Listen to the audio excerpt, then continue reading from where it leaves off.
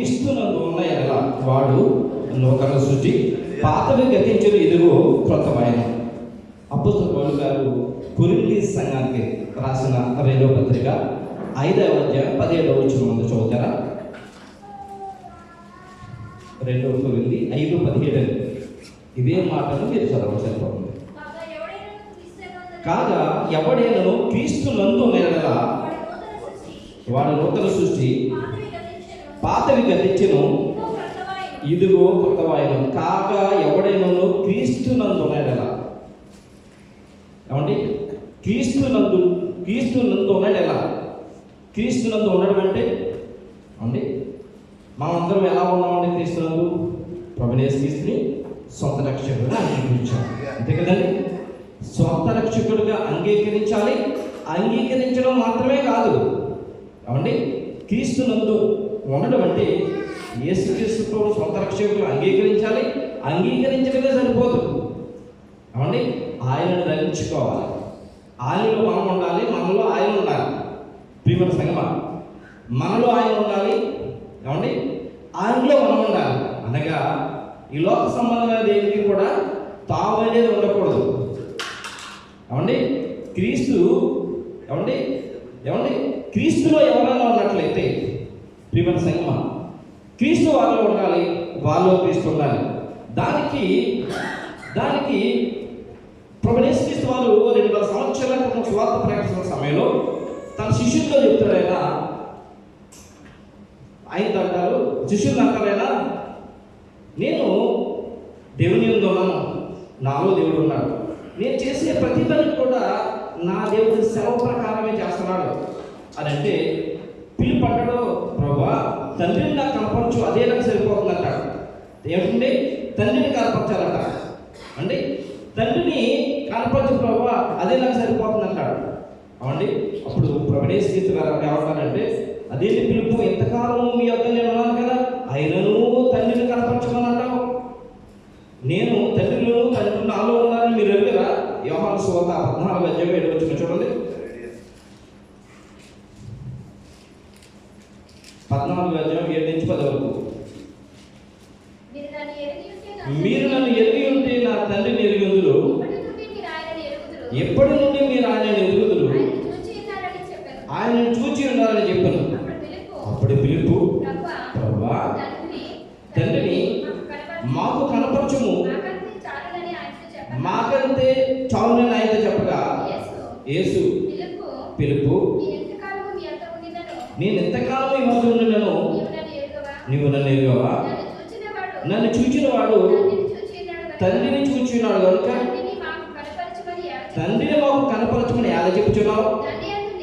తండ్రి యందు నేను, నా యందు తండ్రి ఉన్నామని నీవు నమ్మడలేదా? నేను మీతో చెప్పుచున్న మాట నా ఎంతటి నేనే చెప్పలేదు, తండ్రి నా యందు నివసించుతూ తన క్రియలు చేస్తున్నాడు. దేవుడికి స్తోత్రం చెప్తామా?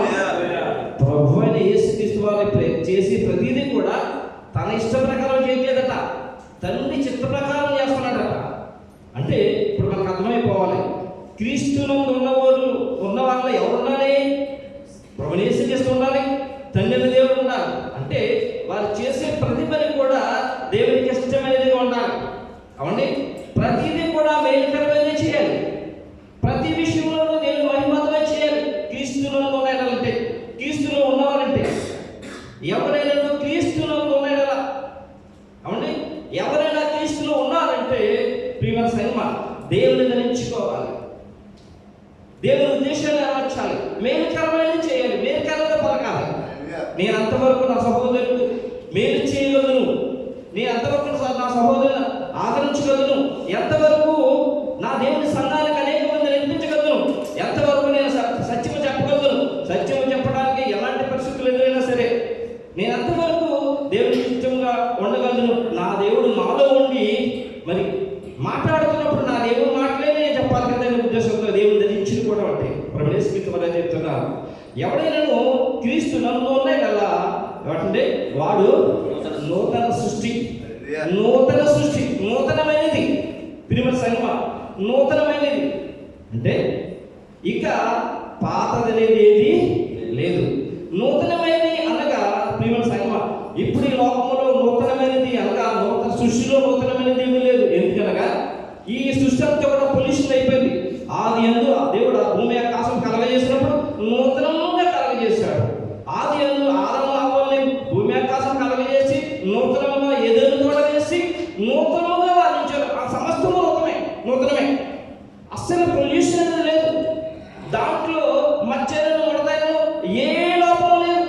నూతనమైనదంటే అది నూతనమైనదంటే ప్రియమైన అది నూతనమైనది.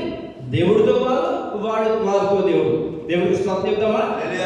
నూతన సృష్టి అంటే నూతనమైన వారిగా ప్రియమైన సంఘం అని చెబుతూ పాతవి గతించడం ఇదిగో కొత్త వాయు పాతను మళ్ళా జ్ఞాపకం చేసుకుంటున్నాడు. మనం కాదు ఆయన.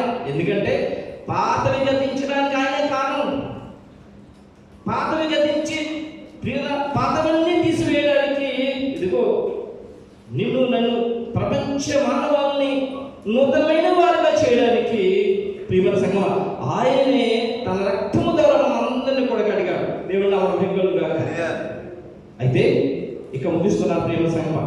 మరి కొత్తగా నూతనమైనగా వారు ఉండడానికి ఇష్టపడ్డ మనం, దేవుడితో నూతనమైన వారుగా దేవుడి చిత్తానుసారంగా నెరవేర్చడానికి ఇష్టపడిన మనం, దేవుడి దేశాన్ని నెరవేర్చడానికి ఇష్టపడుతున్న మనము ప్రియమైన సంఘం పాత వారిగా ఉండకూడదని ప్రభువు యేసుక్రీస్తు సెలవిస్తున్నారు.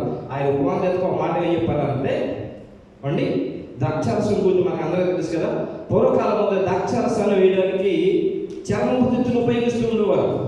అవునండి, ఆ తిత్తుల్లో చాలా కాలంగా ద్రాక్షారసం కొత్తగా వస్తున్నప్పుడు కొంతకాలానికి తిత్తులు పాతపడిపోతాయి. అవునండి, తిత్తులు పాతపడిపోతాయి. అలా పాతపడిపోయిన తిత్తులు కొత్త ద్రాక్షారసం కానీ వేస్తే ఆ తిత్తులు పయ్యేవి వెళ్ళిపోతాయి. ప్రియమైన సంగమం, పాత జీవితము పాత తిత్తులతో సమానం. పాత తిత్తుల్లో నూతనమైన ద్రాక్షారసం వేస్తే తిత్తులు పీలిపోతాయి, ద్రాక్షారసం పాడైపోతుంది. పాత జీవితంలోనికి పరిశుద్ధమైనది ఏది ఉండదు, నివసించదు. ప్రియమైన సంగమం, మరి కొత్త తిత్తుల్లోనే కొత్త ద్రాక్షారసం వేస్తారు. అనగా నూతన జీవితంలో, నూతన మనసులో, నూతన హృదయంలో నూతనముగా దేవుని యొక్క ఆత్మ రావడానికి ఇష్టపడుతూ ఉంటాడు. నూతన ఆశీర్వాదాలు దాంట్లో నివసించడానికి, నూతన ఉద్దేశాలు నెరవేర్చడానికి, ప్రభువు యేసుక్రీస్తు తనలో ఉండటానికి, నూతన తిత్తులనే మనిషి యొక్క జీవితంలో ఉండడానికి ఇష్టపడుతూ ఉంటాడు. ప్రభువు యేసుక్రీస్తు వాళ్ళు అదే చెప్పారు. ప్రియమైన సంఘం మత్తయి సువార్తలో అని చెప్పాడు. అదేవిధంగా దేవుడు మనందరినీ ప్రేమించి ఆయన కృప చెప్పిన, ఆయన వాక్యంలో చెప్పిన పాతకాలం పాపంతీకు తొలగించేసి నూతనమైన వారంగా, నూతన మనసుతో, నూతన సంతోషంతో మనం జీవించాలని దేవుడు మనందరినీ కూడా నూతన సంవత్సరంలో ప్రవేశింపజేశాడు. ఈ నూతన సంవత్సరంలో నూతన ఆశీర్వాదాలతో, నూతన దీవులతో రాబోయే కాలం అంతా కూడా మన వదిలేయాలని నేను కోరుకుంటే మాట ముగిస్తున్నాను. దేవుని నామమున పొందుగాక. ఆమేన్.